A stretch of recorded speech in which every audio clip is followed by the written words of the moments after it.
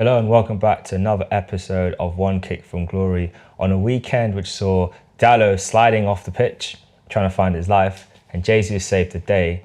Arsenal won convincingly 3-1 at home against Manchester United. And we're going to be talking about that game and some of the results from the past weekend's fixtures. It's just me and Craig here today on this week's episode. So we're going to jump right into the game at the Emirates, the match that ended the weekend, Arsenal versus Manchester United. I guess start off with Craig. What was your thoughts on the team selection going into the match? I think I picked the selection correctly. I said that Gabriel was going to start. I did say that Ben White was going to play right back. I think I got the team correctly. I got the only change I think that I didn't say Havertz would start. It's the only one that was wrong for my prediction. But all the rest of the players that I said was going to started the game. So it was a good game. It was often like obviously United scored first. Rashford scored an absolute screamer as per usual at the Emirates against us. We came back and fought back quickly and got the goal back to make it 1-1. And then after that, second half, they had a goal that was ruled off us. We still had a penalty that wasn't a penalty. And then they went up the other end and scored, and everyone thought they won the game in the 80 something minute. It was 88th minute they scored, then it was offside. Then we came off in the 90, I think it was 89 or 90th minute. We went up the other end and scored the goal. Declan Rice scored. And then after that, their heads dropped. And then after that, we got the counter. They were chasing again to get the equaliser, hit them on the counter attack. And then Fabio Vieira played the ball to Jesus and he scored the goal. So it was a great result against one of our title rivals and one of our most hated enemies. So it was a good result. Yeah, it was definitely a good result against them. They are definitely one of the old enemies. You know, Tottenham are always number one, have to be. And Man United are not far behind them. But I think for me, it was quite an interesting game. I managed to get into the match. I was there in the West Bank or the West End, watching up high, and it was just quite fascinating. Just the kind of the mood pre-kickoff within the fan base. There was a lot of optimism, a lot of excitement. I mean, fans were singing on the way into the stadium. They were singing around the concourse. They were singing in the stands before we even started. And I think for me, just hearing North London Forever blaring out just before we kick off and all of us singing in chorus was just incredible. And I think we had a really great atmosphere. And then definitely for like the first 10, 15 minutes, it was quite like, I think you could, I mean, I know that a lot of pundits have called it quite an even game or said Man United did quite well in the first like 20 minutes or so. I mean, they had a lot of possession, but they weren't really going anywhere. It was mainly in their defensive third. It was with Onana, the centre-backs. The goal that they scored was down to some good pressing from Arsenal, win the ball back off them higher at the back, and came to Kai Havertz, and he tried to play a pass infield to Ødegaard, got intercepted by Eriksen, who then sprung a superb pass through to Rashford. And for me, with that goal, I look at Saliba and White, and I'm just disappointed in both of them because, you know, Saliba's behind White, so White can engage Rashford a lot quicker, backs off quite a bit. But the issue for me is that you know what Rashford's going to do. He did the same thing last season against us, cutting in from the left. You know he's going to cut in onto his right foot and shoot. Why did they show him inside? I mean, all the fans around me were saying, show him outside, show him outside.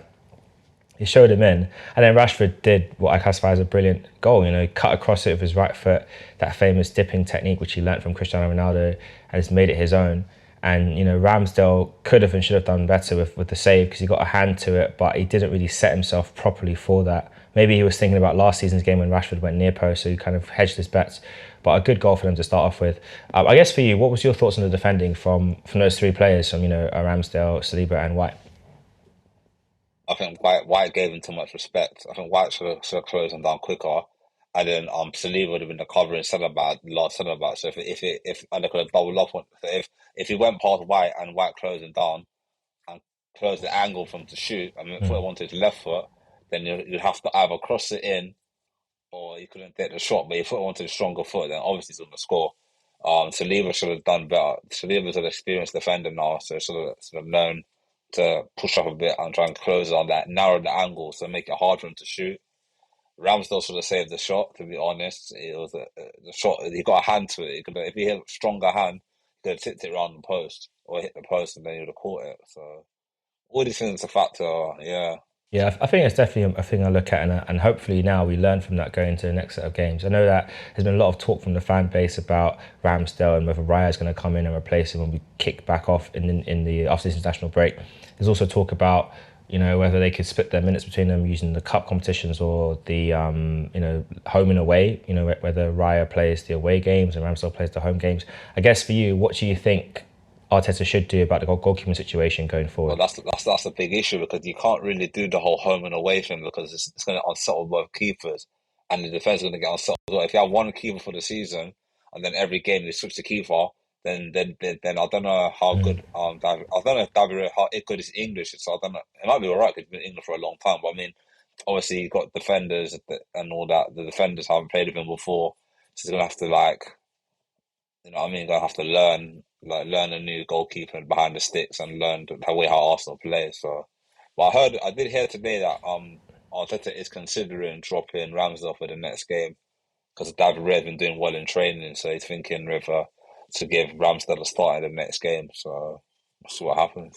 Yeah, and I think the other thing to remember is that Raya was our first choice goalkeeper at the time when we tried to sign a goalkeeper, to replace Lennon, and then Raya was when we tried to get. In the end, Brentford wouldn't budge, and so we not settled, but moved on to Ramsdale instead. So, in many ways, it's a lot like the Jorginho signing, in that Arteta wanted Jorginho for a long time and finally got him.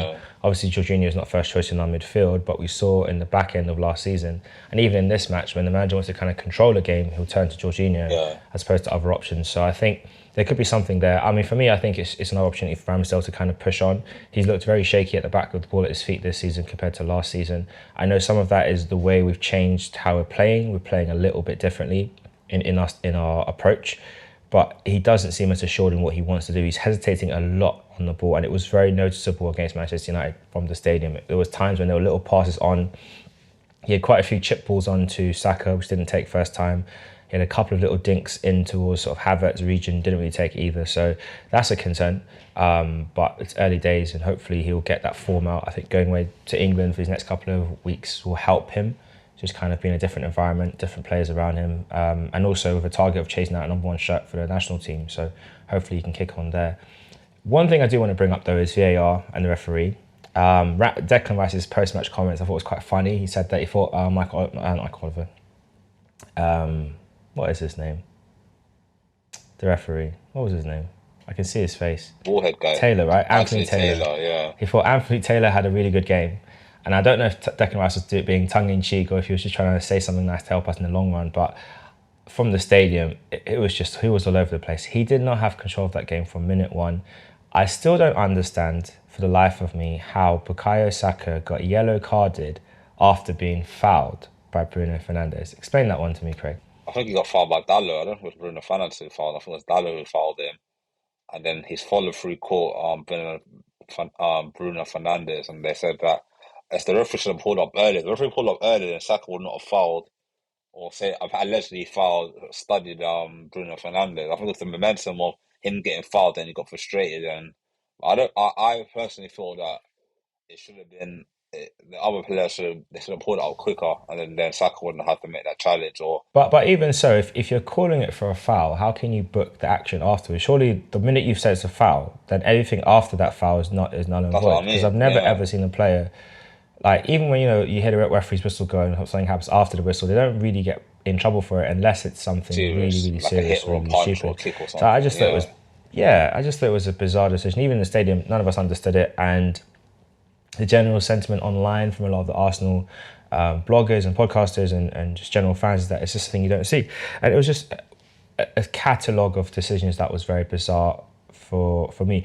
What was your take on the penalty appeal that was overturned for the foul on Kai Havertz? Because I have a view from the stadium, but what was your view from watching it at home with all the replays and everything? I thought Casemiro fouled him. I didn't think that Van Bissaka fouled. I thought Casemiro need him and that kind of need him on the side, and that's when he fell over. I don't think Van Bissaka touched him because when you look at it, I think his Havertz's leg clipped Van Bissaka, but I think Casemiro hit him on the side and made him fall onto the thing to get To already clipped. caused him to fall. Yeah, that's why I think Yeah. that's why it looked like Van Bissaka touched him. I think Casemiro's the one who touched him more than Van Bissaka did anything to him.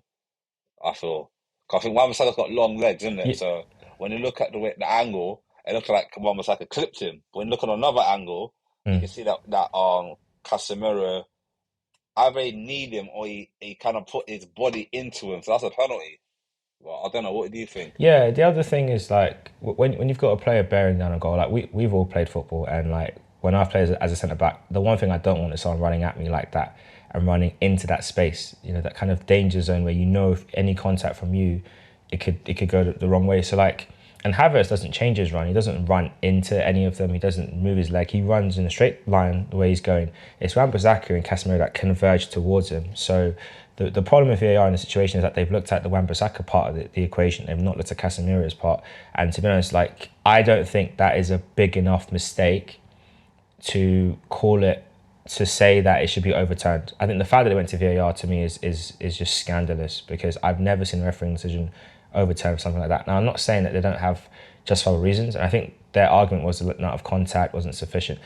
They can argue that, but for me to go to VAR and to say, referee, come back and recheck the monitor, you made a mistake, when we've seen other penalties this season, and even like this weekend with the Man City goal against Fulham, Yeah. when Akanji is clearly in the line of sight of Leno. In fact, the reason Leno doesn't dive fully is because Akanji is physically there, and Ake gets his goal, and that's not given. Like, I just don't understand how there's so much inconsistencies and how they are not interpreting the game in a way that, as players, you would. Because if you're playing football, when Havertz makes that run in, you stop. You just kind of let him get past, and hopefully someone else on the other side is there to stop him. You don't run in like that. So that was naivety from the Man United defence, but they got away with it.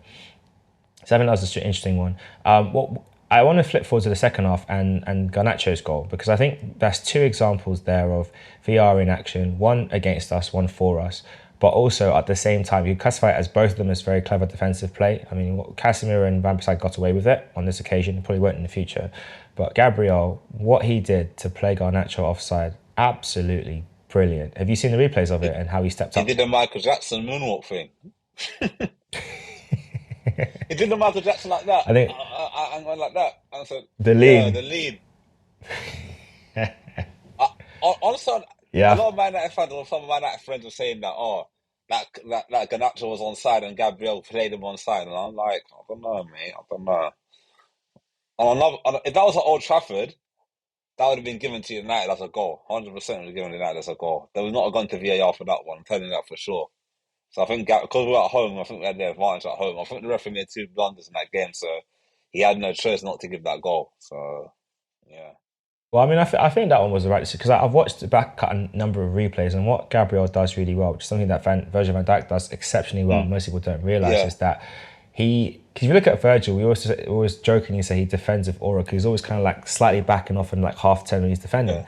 But in situations like this, the reason why he does that is he's looking across the line, so he can kind of see where you are and where the ball player is, so he can just step back or step up just as the ball's being played to play you off. So Gabriel, he literally looks, jumps towards the play and leans a little bit, just enough to take Garnacho out of the equation.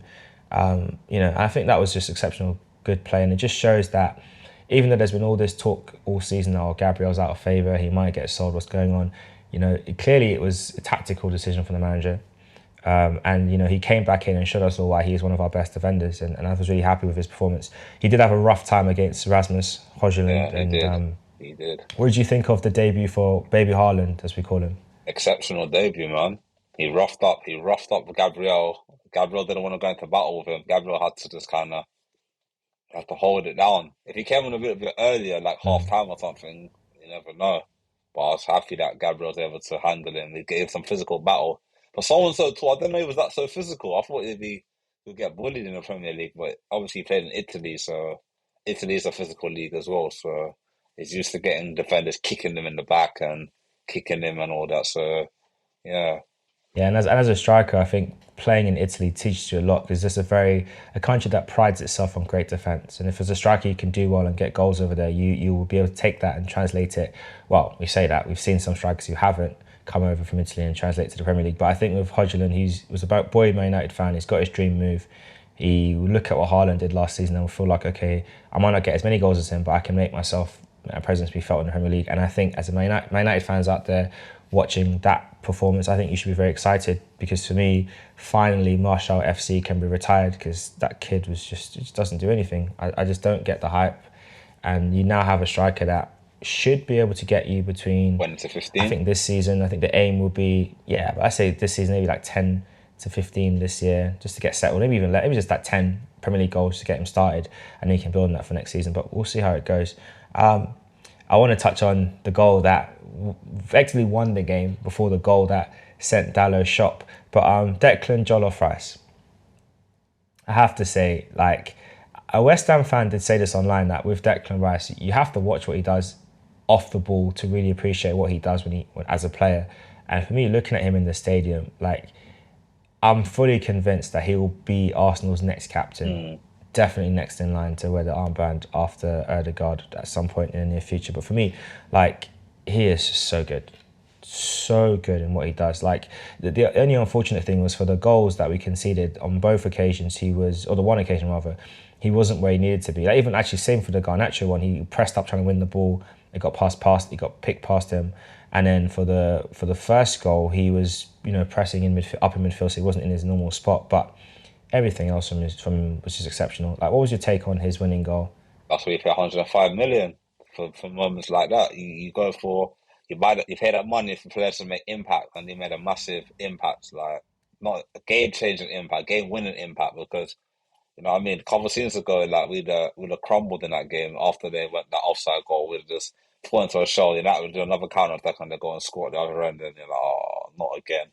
But I like it. He said after the game that he had when he was younger, he would have passed the ball, but then he took responsibility as a man and went for goal, and I respect that. So he's a leader, as you said, a future Arsenal captain. So yeah, leader. Cost us a lot of money to get him, but Yeah, it's worth it. It's worth every penny. It's proven it's worth every penny that we paid for him. So yeah, if he can score more goals yeah, and like that, then yeah. and it goes back to my point that I said, in one of our podcasts that'll be coming out soon, was that when we signed him, to me anyway, it signalled the beginning of the end of Thomas Partey's time at Arsenal. Now, how long that might be, obviously he's out injured. Thankfully, it's not as bad as was initially feared. He's only going to be out for about 6 to 8 weeks, so he's only going to miss about 4 games. Be back after the next international, which is promising news. What is it? What injury is it? Groin. I think it's just another one of those muscle ones. But he keeps getting them, and I think for me it's like he didn't really get many injuries at Atletico Madrid. He also didn't play as much minutes at Atletico Madrid as he did at Arsenal. He usually was used sparingly over there, even though he played a lot of games, didn't play a lot of minutes, and I just don't think physically he can really hack the amount of games that we want and the role we want him to play. And for me, once we signed Declan, I always felt like this is the guy that's going to finally allow us to move on from Thomas Partey and try something different. Some people had different opinions, but I always felt that like you don't spend that much money on someone to then play them in a position where, like, because we also bought Kai Havertz as well. I mean, if we hadn't signed Havertz, I would have said, okay, fair enough, yeah, he could replace Xhaka positionally. But no, he's clearly come in to upgrade on what Thomas Partey can do. And he has got a lot more in his locker. He hasn't started doing his diagonal passes, which he did at West Ham. He hasn't really started doing his dribbles like he used to do at West Ham either. So there's more to his game to come, and there's more things he'll learn. And he says himself, he's learning every single training, every single day, how to play like we play at Arsenal and the things for him. Yeah. So it's going to be interesting. But let's talk about our 3 subs, the guys that came on and changed the game for me. Gabriel Jesus, Fabio Vieira, and of course, Takehiro Tomiyasu. The impactors, as Arteta refers to them now. And Reece Nelson, number 4, let me not forget him, as our Fab 4 subs. What do you think about their performances, and how happy does it make you feel that we now have a squad that is looking stronger beyond the first 11? Tomiyasu had a good game. He came on for Ben White, right? He had a solid game coming on. No, Zinchenko. He had a good game. Yeah. Obviously, he got sent off in the game before he played. He got sent off, but he looked solid coming on. Looked like he was hungry. Who else did you say came on? Jesus did the job. Scored the winning goal, or the killer goal. Fabio Vieira had a great game coming on. He's got an assist again. Got an assist last week, got an assist this week again. So he's looking like he's ready to push Havertz out of the first team. Reece Nelson got an assist as well. I think he got an assist for one of the goals. I think I'm correct for. I think he got an assist for one of the goals. No, he was involved in the Jesus goal. So he's the one who pokes the ball to Vieira, who plays the ball through to. So he was involved in one of the goals. He came on, hadn't played since pre-season, missed all the pre-season because of injury, and he came on, made a big impact. So as you said, we've got a strong bench, and I think Jorginho came on as well, didn't he? Yeah, just to close the game out. Yeah. I think the bench is stronger than it was last season, to be honest with you, and that's a good thing because you need a strong bench in the 38 game season plus cup competitions and Champions League. So you need a strong bench, so a strong 18, 20 months, 25-man squad. So yeah, I can't wait for Smith Rowe to get I some think minutes as well. That's what I'm really waiting to see where he gets some minutes hopefully soon. Yeah, I think Smith Rowe will definitely get a game in that Carabao fixture coming up soon against Brentford. I think for me, what was really interesting when the players all came on, it's just that like each individual player, what they brought to the team. Mm. Jesus, and I think Nketiah had a good game. I think he was a really good game up front. He was unlucky earlier in the first half with a chance that fell that well, could have fallen to him, but Havertz had a missed kick, and we'll talk about that a bit later. But I think again and again, every time I watch Nketiah up front, I just see something extra. This game, there was a long ball played across from, I think it might have been from Zinchenko. Anyway, it was played out from that side across towards Nketiah on the right wing, and the defender was pulling his shirt. I think it was Dallo was pulling him back, and then Nketiah just took the ball on his chest, brushed one off, and then gave the ball. So I was just like, wow, Nketiah got the strength too. So it's like all these little things he's adding to his game. We know he's picked up the dribbling. We know he's getting better. He's back to goal. He just seems so much more. There's even one time he had the ball and he was doing a little run on the left wing from like our left back position and carried it into midfield and won us the throw. And it's just the fact that he took it on and ran and got past a couple of players and then got us up the pitch. It was like we were like the ball went out of play for a Man United throw, but the whole crowd were like just cheering it like Eddie, Eddie, because it's like you saw something. And what I like with Nketiah is that obviously he's got the England call up as well. And he mentioned this week that he's hungry to learn from Kane. He's going to be taking notes. He's got some questions he's going to ask him. And I love the fact that he's looking at the players around him and picking up key things. He also mentioned how much he learned from Henry in his time when he was under 16 coach and that season they had together. So I'm excited to see what Nketiah can become. I guess for you, now I was talking about the other subs, but I'll get back on to them in a second. But I guess for you, looking at Nketiah as well, how happy are you that we have two strikers that are very different in many respects, but yet one, they complement each other because you can play them together, but two, there's a friendly competition building to see who deserves to start more games going forward. I think it's a good thing because obviously last season, JC's got injured for a long period of spell after the World Cup. So, and then Nketiah stepped up, did score some crucial goals, and then obviously he lost his place. He got injured, then lost his place to Jesus again. So this season, the same thing happened again. Jesus got injured in pre-season, and now Nketiah stepped up and scored some crucial goals as well. So I think with Nketiah, he just needs to keep on improving, keep on learn from Harry Kane, learn from all the top players at the club, and learn from the England while on international duty, learn from Kane, watch how he finishes, watch how he does his like preparation for matches, and just learn from there, I would say. Yeah, I think that's important. Like you can always learn new things from your strikers around you, and the fact that he's shown how much he's picking up from them, I think that's really important. Like I was saying about the other subs, I think Jesus came off the bench and he just looked so sharp. A couple of little dribbles. There was one moment he had like a couple of step overs on the right wing, and I was like, okay, Jesus is back. And there's one he dribbled just swallowing through players, forcing them to back away. And there's something with Jesus and his finish for the goal to make it 3-1. If he can do that more and more and more, I think it will kind of end the debate as to what kind of a player he is. Because that moment, the whole stadium, our breaths were paused when he sent Dallo shop. It could have been me. I lost it. I was running up the aisle and I was like, where am I going? I didn't even know where I was going. I was just running back and forth, and I'm like, I'm running onto steps, I'm running back, I'm like, where am I going? Like the people around me were dancing around, hugging. It was complete and utter limbs and pandemonium in the crowd. But what a moment to signal off. And I think now looking at that moment for Jesus, do you think that's now a big moment for him now to kick on this season in terms of his numbers of goals for us as a striker? 100%. I think he has to kick on this season because we really need we need a guy who can score 20 to 25 goals a season for us, and we need him to step up. We didn't buy him pay all that money for him just to score 5 or 10 goals. We need to score more goals this season and try and get higher up the table and try and challenge Man City again like last season. So yeah. Yeah, that's going to be the big thing, is challenging them and pushing them all the way. Lastly, obviously, you mentioned Fabio Vieira and how well he's playing. Obviously, and you're saying that you'd probably see him starting in the first league game after the international break over Kai Havertz. I mean, looking at, I guess, Havertz in general, like what was your view on his performance in this game? I thought out of all the 4 games he played so far, I thought Man United was his best game. I thought it was a better game because even the run for the penalty he never got. He was really, and the thing with him as well, people don't understand. Like he was tracking back as well. He was tracking back a lot the other day. People don't see that part of his game. Mm. They only think, oh, we won't have us to score goals and all that. But he was tracking back, helping him, helping Rice. Odegaard was just like playing more as a number 10. He was playing more like a number 6. He was just running back Trace, tracking back Anthony, tracking back whoever was running on Ericsson, whoever, and winning the ball back. And he's very physical. Havertz is a very physical player as well. He might be the full. You think he's physical. He looks very. I'll see him on the game. He was muscling man off the ball.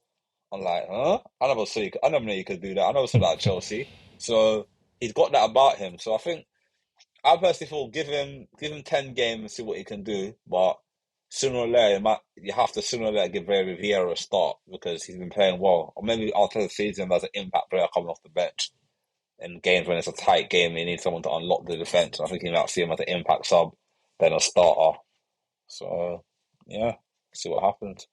Yeah, I definitely agree with that 10 game marker. I think for me, that's kind of how I'm looking at Havertz this season. It's just kind of take it in 10 game blocks and see what we get from him. I think watching him live, it was interesting because and I said it last podcast, and it was really true for me in the stadium, is that a lot of his early introduction to this Arsenal team reminds me a lot of Giroud when we first signed him.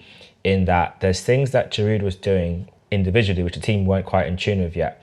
And unfortunately for us, Giroud stopped doing them once the team got used to what he wanted to do. And Giroud used to make a lot of off-the-ball runs in behind, even though Giroud was not very fast, and we know that. He used to always make these runs in behind, and the pass never came. I remember there was a game I actually saw him live, and I was shocked that people weren't playing the ball in behind to him. Like, no, Ozil wasn't trying, Santi wasn't trying, Theo wasn't trying. It was just bizarre. And then you look at Kai Havertz yesterday, and there was one moment in the second half where he had just peeled off, because Maguire had come on at that point. He peeled off Maguire, and there was space for him to run into, and Zinchenko wouldn't flip the ball in behind. And I was just like, oh, give it to him.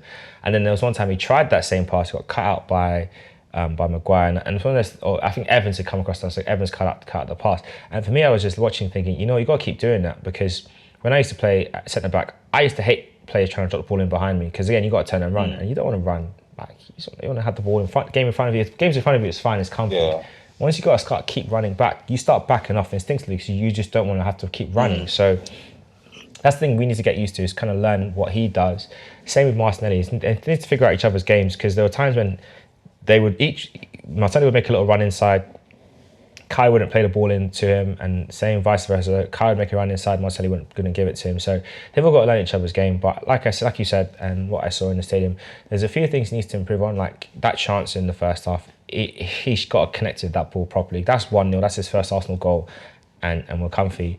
And if he leaves it, Nketiah scores. So it's just a shame he miskicks it altogether. But he's trying. Even in the warm-up pre-game, I was watching his finishing, and you can tell he's very much a confidence player, because some of the shots weren't coming off, and you could see it was kind of getting to him. So I really think, I'm hoping, again, this time away with the national team, he can just kind of get all of that out of his system. Even Berbatov came out this week and gave some comments about him, quite positive, saying he's a great player, and he needs time to kind of adapt to our system. And we have to remember, he's just a guy that's come from playing under Tuchel, somewhat under Graham Potter, and of course somewhat under Lampard. So he's got to unlearn all those things he's picked up from those coaches and understand us and what we want to do from him. So we saw positive signs of it in this game, but not enough, and it's coming. So yeah, so hopefully we'll kick on again from there. I guess looking at everything from the other side of this table, looking at the other side of the pitch rather, Manchester United, it's a bit problematic for them over there. Obviously, there's comments today or this week about Sancho, the manager, talking about him not training hard enough, alluding to the fact that he might be a bit lazy, he might have some timekeeping issues. Sancho then made a statement online instantly saying that that's not true, calling the manager a liar effectively, which is very, very interesting. What do you think about the whole situation brewing, and do you think Ten Hag has big problems at Old Trafford now? Yeah, a lot of big problems. He's got Anthony issue with his ex-girlfriend. He had the issue with Mason Greenwood. Now he's got the issue with Sancho. I feel that it was wrong to publicly say what he said about Sancho not in the squad. He should have kept it in-house and kept it private. Maybe he tried. Maybe he's done it so many times and just got fed up. I said, no, I had enough now. I think the last season he sent him out for a while to his individual training. So maybe he started brewing from last season. Maybe he's come back and he's still not showing the right application in training or whatever. Or he's just maybe he just doesn't rate him as a player. I don't know. But Man United paid awful lot of money for him, so you can't be paying, and you pay an awful lot of money for Anthony as well. So you can't be paying all this big money for these players and they're not performing on the pitch or getting a minutes on the pitch. So it's a bit of an issue. So Yeah, it's definitely problematic, and I hope for that they can figure it out. I mean, the other thing is, they spent a lot of money, not all of it him, but the club spent a lot of money over the last few years on players, and I look at them and I don't really feel like playing wise. I know they won a trophy last season, which is great, and that's important for you to kind of build on those things. But I just don't know how much progress they've made as a club from a playing perspective and personnel perspective. Do you think that Man United fans should be a bit worried that they still feel so far behind, especially this season? Like the games they played this season, the 4 matches, they've been all over the place, and it's hard to really see the return of the dominant Manchester United as a Well, the team. thing is, when Sir Alex Ferguson was a Man United manager, you know how Man United used to play. They had two wingers, two strikers, or one striker on the number 10, or two strikers, one like Sheringham or Cole together. They always play 4-4-2. They had Beckham on the right, they had Scholes and Keane in the middle, Giggs on the left, Neville right back. Who else did they have? Ferdinand, Vidic, left back, Dennis Irwin, whoever was in that era, and that good goalkeeper like Peter Schmeichel or Van der Sar. And they had an identity. They played attacking, physical football, attacking football, great football to watch. If you're as a fan to watch, as a rival fan watching the rivals, so you see they play good football. But now, I don't know what kind of style of football they play. Man City play better football than them, and they have a style. Guardiola has a good attacking style where you have the fullbacks going to midfield and all that stuff. And I feel Man United had not all the money they spent for the last couple of years. They haven't had value for money. I think the value for money on the players has been. They bought Pogba for a lot of money. In the end, they lost that on him he left on a free. They didn't get a transfer fee for him when he left again, second time. What did they bought so many players and they haven't really fulfilled what a big club as Man United is supposed to be to do. So that's the issue there. And I don't think they can continue spending money to fix a problem because that's not going to help. I thought they need to come with a solution and get the right players in that the manager wants, get rid of the players he doesn't want, and you might have to start afresh. And then it's going to be more of a transitional period because other clubs like Newcastle, I always said to you that once Newcastle get it right and they're starting to get the right players in, once they start getting a couple more Champions League seasons in, they could in a couple of seasons they could definitely chance to win the league. So if it's with Eddie Howe or whoever other manager that might upgrade from Eddie Howe, you never know. The owners might get impatient and say, "No, we want a bigger manager to take us to the next level." Then you'll see Newcastle being one of their main rivals for Champions League and title. So my United fans need to be very careful. So yeah. I think the other thing as well is that, do you think there's a possibility that Ten Hag might not survive the season if the inconsistent results continue? Do you think the owners might decide to change things up a bit? You never know. Could happen. But these owners, they haven't really been patient with managers. They gave Mourinho. Who's the longest serving manager Man United had since Sir Alex Ferguson? Oli got 3 years. It was 3 or 4 years. Ollie probably, Oli got his also the probably longest. Ollie. Yeah, Mourinho had 2 seasons, so 2 or 3 seasons. I think he had 3 seasons with them. David Moyes only had half a season. Um, I think it's Ollie probably is the yeah, longest Oli and Solskjaer had the serving. longest. So If not him, then Jose. It's one of the two. Jose had 3 seasons in. I think that'd be Jose actually. I don't think Ollie had three. I think Ollie had two and a bit. So it'd be Jose. Jose won 2 trophies in his first season. Was it first or second season? I think it's his first season he won 2 trophies, or second season he won 2 trophies with them. And he won the treble, the Community Shield, Europa, and League Cup. League Cup. Was it FA Cup? League Cup treble, yeah. I don't know. No, was it FA Cup they won? No, that was Van Gaal. Van Gaal won the FA Cup. No, it was League Cup. So it was League Cup, Community Shield, and Europa League treble. I'd have to be careful, man, because they can't continue sacking managers all the time. Like, I think the problem is, I think Ten Hagensberg wanted certain players and never got them in the summer. He definitely wanted the centre back. He definitely wanted the centre back. He wanted Amrabat to come in earlier. He wanted Amrabat to come in the start of the summer window, not towards the end. So he wanted all the players in before a certain time for pre-season, so he could, like what Arsenal did their business early. He wanted that same thing as well. But I don't think they got the players he wanted, and obviously the club wanted to sell the club. The owners want to sell the club, and that was under the radar as well. That was under the clouds that they wanted to sell the club, and they were still struggling to find a new owner. The owners are struggling to sell it, so that's one of the reasons why I don't think they had a lot of money to spend as well. So yeah. And then the owners have now come out and said it's not for sale anymore because they want, I think, 10 billion is their valuation for Man United, which is outrageous. Fair enough, but they wouldn't offer what you wanted originally, and now you've upped your valuation. I just don't get it. But fair play to them. I feel for the fans because you're going to be struggling and suffering again. You have ownership who don't get what your club values and don't invest the way they should. Yes, they put money into the club, and yes, you've bought players, but you've not bought players that fit Man United's ethos. Sancho is not a Man United player. He doesn't remind me of any players from the past. Doesn't remind me of any players. I mean, no, he's not. Anthony is not a Man United winger in any way, shape, or form. It doesn't fit what you classify as a Man United player at all. And unfortunately, the jury's out on Mason Mount because it's early days, but he doesn't really strike me as what you would want from a Man United player, unless we'll see. He's a good set piece taker, so that's really one of the Beckham attributes. He's got a decent stamina, but it's just that next, can he bring it all together and get that consistency? Because I think mindset wise, he's nowhere near what Beckham had as a player. And I think consistency is nowhere near there either. But if he can bring it together, then he might be like a baby Beckham for them. Garnacho is clear Man United winger. 100%. That makes sense. Rashford, obviously. Yeah. But you look at Anthony and Sancho in comparison, and they just don't have that thing that Man United players need to have. And part of that is just quality and product. And the other part of that is a level of directness and the ability to just make things happen. And Sancho's got the ability, but he just doesn't have the confidence to do it. I mean, and Anthony just doesn't have this required speed, I think, as a Man United player, or directness. He's got a lot of skill, but it just isn't really useful with how he plays. So I'm concerned. But it's interesting to watch, and we'll see if they can get out of this kind of tailspin and see how it goes. I guess on a final thing, what game are you would you say this past weekend was one that you looked at and thought that was a really good and impressive performance from the team? Newcastle was a great game to watch. Yeah, that was a big surprise result as well.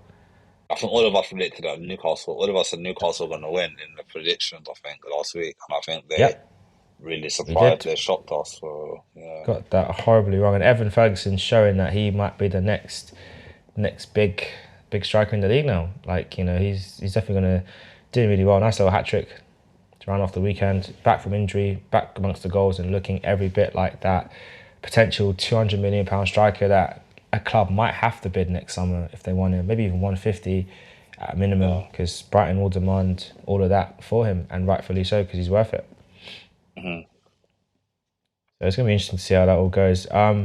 But looking at the rest of the teams, do you think Chelsea fans should be a bit concerned that they lost against Nottingham Forest for the first time in over 70 odd years? I think it was. I think once Pochettino get the system right, I think it's a system thing right now. Once he gets the system right, gets the players playing the style he wants them to play, I think they'll be all right. I feel they'll be okay. But if they lose any more games between now and the next couple of weeks or a couple of months, then he could be one of the first managers on the chopping board, because Todd Bowley has spent over £1 billion on players to be Chelsea owner. That's more than what Abramovich spent in his first couple of years at Chelsea, first year or so at Chelsea. So he's got to be careful now, because he's buying up all these players like it's FIFA career mode, and nothing's happening. So they need to take a hard look at themselves, and maybe the recruitment is a problem as well. They're buying up all these players from here, there, everywhere. A lot of players. I think Modric looks very unhappy there. I don't think he's happy at Chelsea. He's never starting matches, always on the bench, coming on, not really bringing an impact. I think his confidence must be low as well. So, yeah. And it must be hard for him because he missed so much football because of the war in Ukraine. So he's missed out on so much development, and obviously he's come to Chelsea at a massive high price tag, and they want instant impact and results, and he just needs a lot of developing as a player. So there's going to be a long period of them just being frustrated with him because he's just not quite as developed as you might think for his age and for the price tag. But it's a shame, and hopefully he can get the time to figure it out, because if not, it's they'll just buy a replacement. and then and sell they'll them move him on. on. Mm. Simple as that. Obviously, there's been massive talk about a bid from Saudi Arabia for one of the Saudi Arabian clubs for Mohamed Salah. Liverpool have turned it down. I think they're looking at bidding £215 million. They're looking to put in a bid like that crazy amount. I don't know what's going to happen. Liverpool, personally, I think they shouldn't sell him. I know that money would transform the club and help them with business in January, but the problem is between now and then, what will that do for your league position? Because Liverpool right now, I think, are one of the outsiders for the title in that Mm. people are not expecting it from them. I think they're going to be there and thereabouts come the end of the season. I think Definitely. Liverpool, I think Arsenal again, obviously Man City, and then one of Brighton or Newcastle will be close, and then start to Mm. fall off. But I think that's what it's going to look like. So Liverpool, I don't think they should let him go because he's still got a lot to offer. He's slightly coming out of his peak, but he's still a very, very good player. And there's no amount of money 100%. that can replace that right now. I guess on the final thing, what are you most looking forward to after the international break from the teams? Hopefully Arsenal can end their hoodoo against Everton because we haven't got a good record there for the last 4 seasons or 5 seasons. We haven't won there, so it'd be nice to beat them at Goodison Park. Um, I'd love to see what Man United do in the next game if they can beat Brighton. I don't know. I think Brighton look too strong at the moment. Hopefully Newcastle can get back to winning ways again because they've lost the last 2 games back to back. Lost against Liverpool, lost against Brighton. So hopefully they can get back on track. Um, I'm looking forward to the Champions League, to be honest with you. I can't wait for the Champions League to start. That's going to be very interesting to see how the English teams do in the Champions League this season. I'm hoping all four English clubs can get to the knockout stages at least, so can make it the more English teams in the Champions League, the more better, the more easier it might be us to get to the final. Yeah, so it'd be nice. And the finals at Wembley this year as well. So it'd be nice if Arsenal could get to a final at least. It'd be nice to try and win that trophy. So yeah, Well, you know what happens at Wembley with Arsenal. So if we get there, gonna win. we're gonna win. So we'll see how it goes. I'm gonna hopefully get a couple of Champions League games in this season at the Mm. Emirates, and maybe a couple of away games. We'll see how the weeks go. But thanks everyone for listening. I hope you have enjoyed the weekend's games. If you're a Man United fan, sorry, bro, it is what it is. It could have been 6. It was only 3. If you're a Chelsea fan, better days hopefully are coming. Poch will figure it out. And for the rest of the league, just keep on winning. It's the Premier League. It's exciting, and we're all trying to stop Man City doing a four-peat. So let's see what we can do. This is us signing out. See you all next time. Ace.